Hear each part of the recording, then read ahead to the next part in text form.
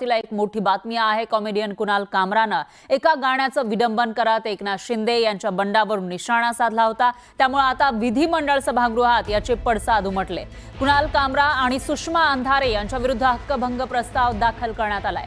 तीच कविता पुन्हा उद्धव बाळासाहेब ठाकरे पक्षाच्या प्रवक्त्या सुषमा अंधारे यांनी बोलून दाखवलेली होती। यामुळे या दोघांविरोधात आमदार प्रवीण दरेकर यांनी विधान परिषद सभागृहामध्ये कुणाल कामरा आणि सुषमा अंधारे यांच्या विरुद्ध हक्कभंग आणलेला आहे। श्रीमती सुषमा अंधारे यांनी प्रस्तुत प्रकरणी भाष्य करताना व्यक्त केलेली खालच्या पातळीवरील भाषा व श्री कुणाल कामरा यांनी हेतू पुरस्पर माननीय उपमुख्यमंत्री महोदयांवर वैयक्तिक व उपरोधिक केलेले गाणे यातील भाषा एक प्रकारे सभागृहाचा अवमान आहे। म्हणून श्रीमती अंधारे व कुणाल कामरा याच्या विरुद्ध मी हक्कभंगाची सूचना देत आहे। माझी आपल्याला विनंती आहे, ही सूचना स्वीकृत करावी व या अधिवेशनात मांडण्यास आम्हाला अनुमती द्यावी, ही नम्र विनंती। किती सुपाऱ्या देऊन बदनामीच्या ज्या काय मोहिमा चालवल्यात तरी त्यामुळे काय फरक पडणार नाही। आता काही पाखंडी लोक पुढे करून काही शिखंडी लोक त्याचा आधार घेत आहेत, हे दुर्दैवाने मी या ठिकाणी सांगतो। आता कॉन्क्रीटचे रस्ते सुरू केले, आता थोडं काम सुरू आहे, त्यामुळे थोडी गैरसोय नक्की होत असेल, परंतु हे काम कंप्लीट झाल्यानंतर पुढे 20-25 वर्ष मुंबई खड्डेमुक्त होईल। हे चांगलं काम आम्ही करतोय की नाही? मग का पोटदुखी होतीये? का त्याच्यामध्ये डांबराचे रस्ते गेले 10-15 वर्ष डांबरामध्ये तुम्ही दुरुस्तीच्या नावाखाली 3-3.5 हजार कोटी विधिमंडळाच्या वरिष्ठ सभागृहामध्ये आमदार प्रवीण दरेकरजी यांनी माझ्या विरोधात हक्कभंग प्रस्ताव आणल्याची माहिती मला आत्ता प्राप्त होते। माझ्यावर हक्कभंग प्रस्ताव आणण्यासारखं मी असं कोणतं बिभत्स कृत्य केलेलं आहे? मी सभागृहात कुणाला 56 जण पायाला बांधून फिरतेची भाषा केलेली आहे का? सभागृहातल्या कुठल्याही सदस्याला मी एकेरी उल्लेख केलेले आहेत का? सभागृहातल्या कुठल्याही सदस्याचा अवमान होईल अशा भाषेत त्यांना अर्वाच्य शिवीगाळ केलेली आहे का? किंवा सभागृहाबद्दल काही खोटी माहिती मी पुरवलेली आहे का?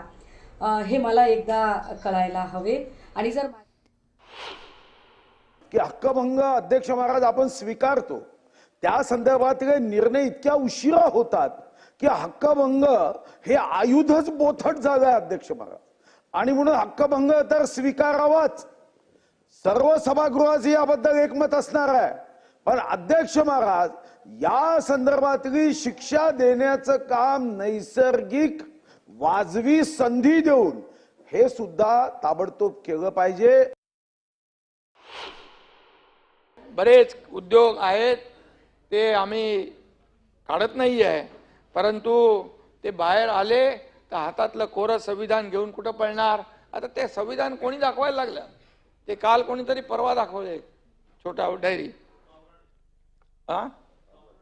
जाऊ दे त्याचा। आणि म्हणून मी एवढंच सांगतो, कार्यकर्त्यांनी पेटवा मशाल, आम्ही बंगल्यात झोपतो खुशाल। हा जो काही ही पद्धत आहे, अरे बाळासाहेबांनी केले ना, कार्यकर्त्यांच्या मागे उभे राहिले बाळासाहेब, म्हणून तर शिवसेना मोठी झाली। आणि म्हणून मी त्या याच्यात जात नाही राजकारणामध्ये, परंतु बोलताना आरोप करताना रोज पायऱ्यांवर आरोप करता, रोज मीडिया समोर आरोप करता। तर दुसरीकडे राज्याच्या आरोग्य राज्यमंत्री मेघना बोर्डीकर यांच्या विरोधात हक्कभंग दाखल करण्यात आलाय।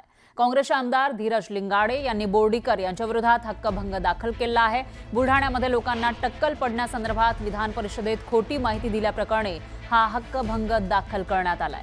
रेशनवर मिळणाऱ्या गव्हामधील सेलेनियममुळे लोकांची केस गळत असल्याचं संशोधन पद्मश्री डॉक्टर हिम्मतराव बाविस्कर यांनी केलं, पण मेघना बोर्डीकर यांनी गव्हातील सेलेनियममुळे केस गळती होत नाही अशी माहिती सभागृहात दिली। सभागृहाला चुकीची माहिती देऊन दिशाभूल केल्यामुळे काँग्रेस आमदार धीरज लिंगाडे यांनी मेघना बोर्डीकर यांच्या विरोधात हक्कभंग दाखल केला।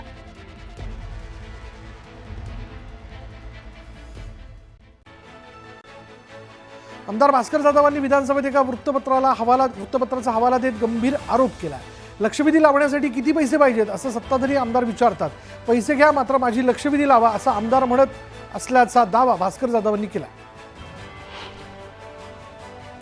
भास्कर जाधव जबाबदार व्यक्ती, त्यांनी अशा पद्धतीने बोलणं कितपत योग्य आहे? भास्कर जाधवांनी फडणवीसांना भेटावं आणि सांगावं, कोणी दोषी असेल तर त्याच्यावर FIR दाखल करणार, असं अजित पवार म्हणाले.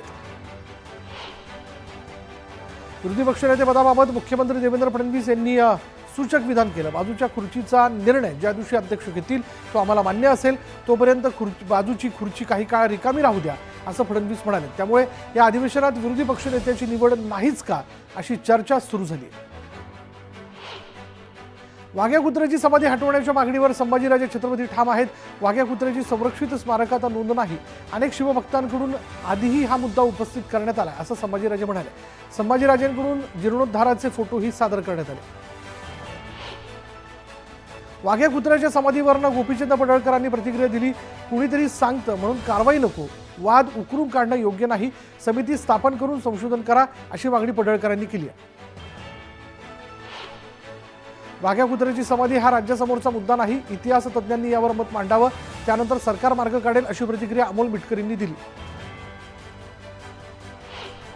विधानसभा उपाध्यक्षपदी अण्णा बनसोडे यांची बिनविरोध निवड करण्यात आली. राहुल नार्वेकरांकडून बनसोडेंच्या नावाची घोषणा करण्यात आली.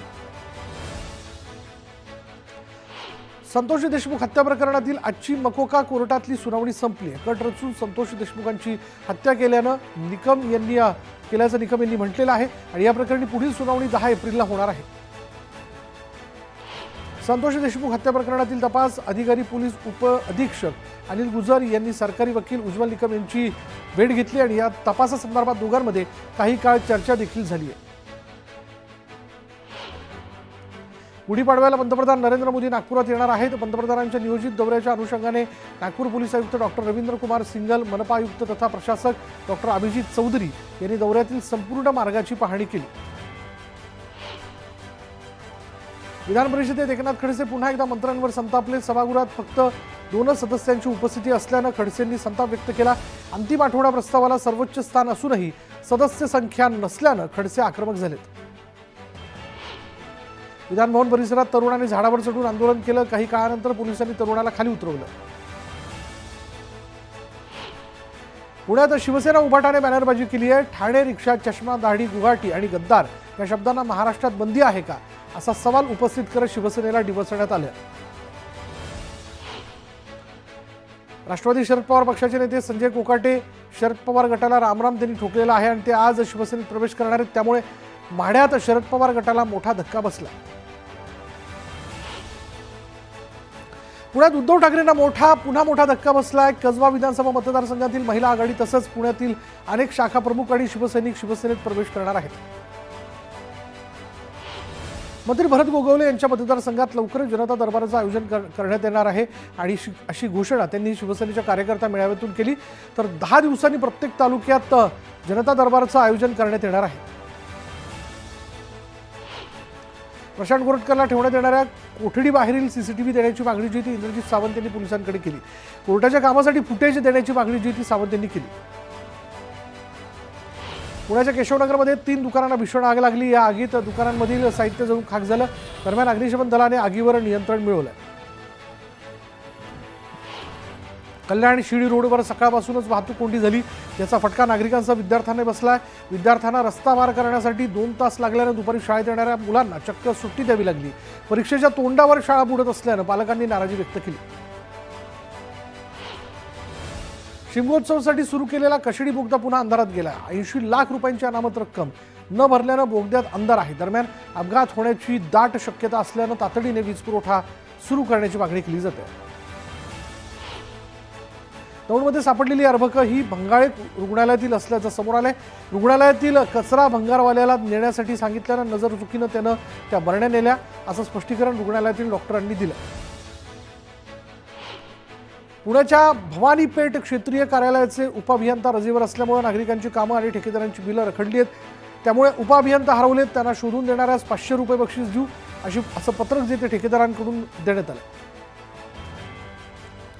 कंटेनर चालकाने ढाब्यावर लावलेल्या गाडीला अचानक आग लागल्यानं नागरिकांची तारांबळ उडाली. सुदैवानं चालक कंटेनरमध्ये नसल्यानं मोठा अनर्थ टळला. अग्निशमन दलाने आगीवर नियंत्रण मिळवलं. संगमेश्वर तालुक्यातील काही ठिकाणी अवकाळी पाऊस कोसळला आणि या पावसामुळे आंबा आणि काजूचं पीक धोक्यात आले, त्यामुळे शेतकरी वर्गात चिंतेचं वातावरण पसरलं. सिल्लोड तालुक्यातील भवन इथल्या महिला सरपंचावर भ्रष्टाचाराचा आरोप केल्यानं महिला सरपंचानं उपसरपंच महिलेच्या कानाखाली लगावली आणि याचा व्हिडिओ व्हायरल झाल्यानं सिल्लोड ग्रामीण पोलिसांनी तक्रार देण्याची कारवाई सुरू केली.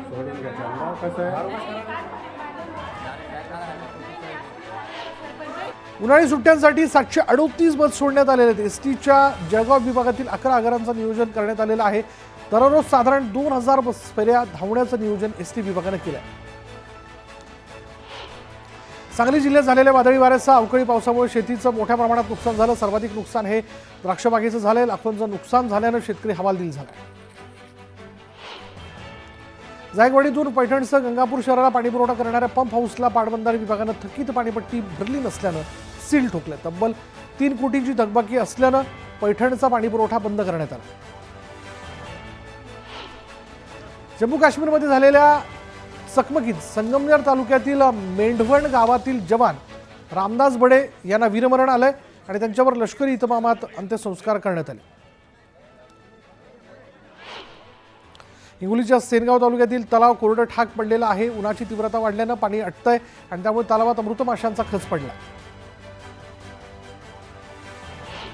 जळगावच्या भडगाव तालुक्यातील महिंदळे गावात पाणी टंचाई जाणवू लागली आहे. महिलांना हंडाभर पाण्यासाठी वणवण फिरावं लागतं.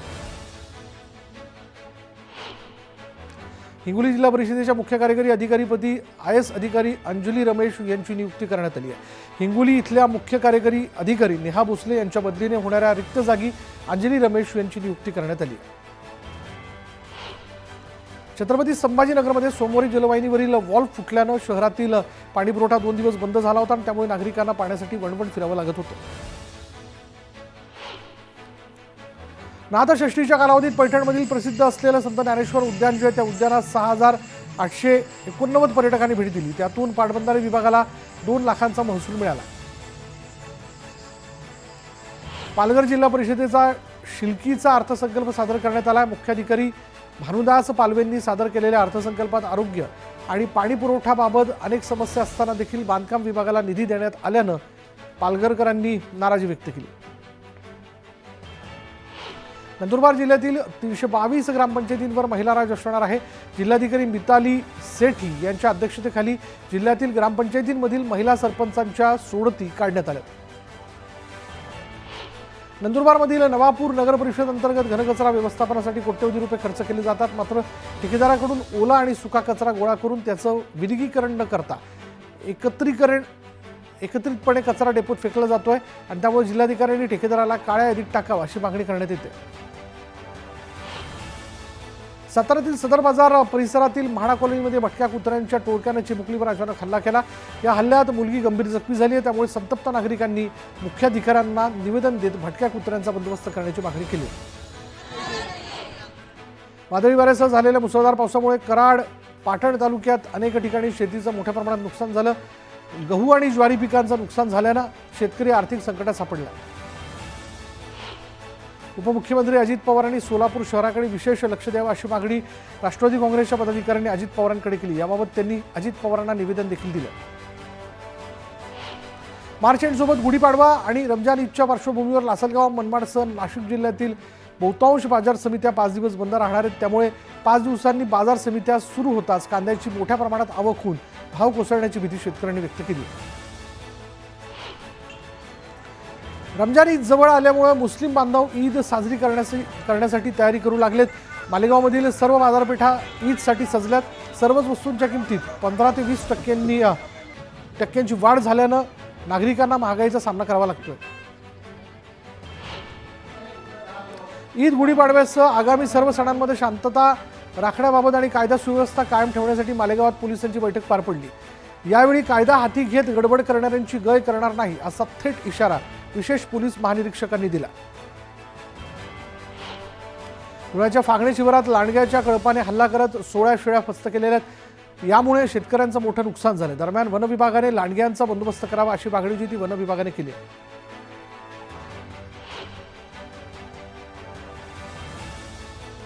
आंबेगाव तालुक्यातील टाकेवाडी गावात बिबट्यानं संरक्षक भिंतीवरनं उडी मारत 6 कोंबड्या फस्त केल्यात आणि हा सर्व प्रकार सीसीटीव्ही कॅमेऱ्यात कैद झाला असून बिबट्याला लवकरात लवकर जेरबंद करण्यात यावं अशी मागणी करण्यात येते. वर्सोवात एका दुकानात मराठीच्या मुद्द्यावरनं कर्मचारी आणि ग्राहकांमध्ये वाद झाला. व्हायरल व्हिडिओची मनसेने दखल घेतली. मनसैनिकांच्या दणक्यानंतर कर्मचारी अखेर वट्टीवर आला.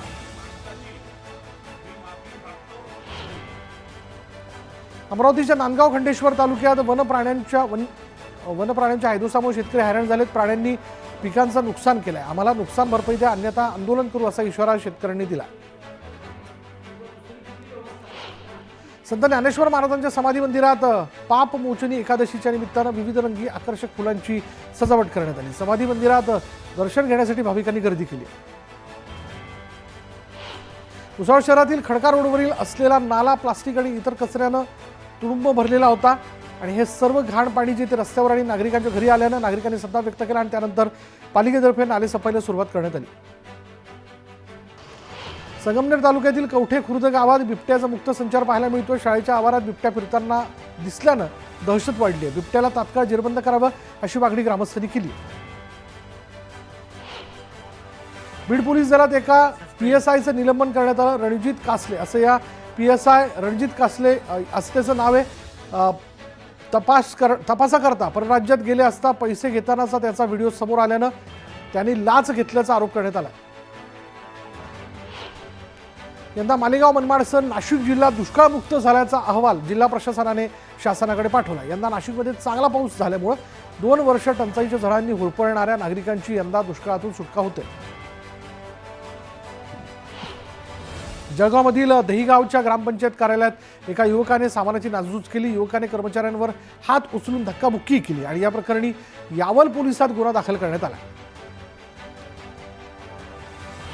चोपडा शहरातील मालमत्ता कर आणि पाणीपट्टी कर वसुली नगरपालिकेच्या माध्यमातून सुरू आहे. चोपडा नगर परिषदेची 81% मालमत्ता कर वसुली झाली असून 8 शासकीय कार्यालयांकडे 68 लाख मालमत्ता कर तर 10,25,000 पाणीपट्टी कर थकबाकी आहे.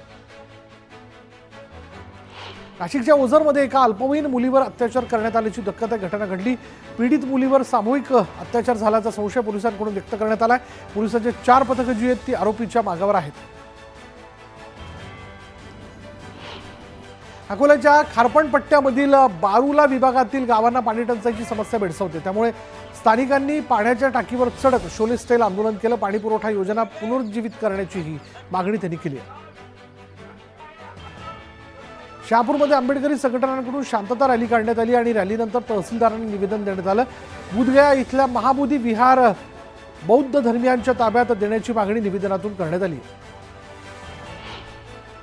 वर्ध्याच्या हिंगणघाटमधील छत्रपती शिवाजी महाराज पार्कचं सौंदर्यीकरण केलं जात असताना लोकार्पणाचा लावलेला नामफलक काढण्यात आला.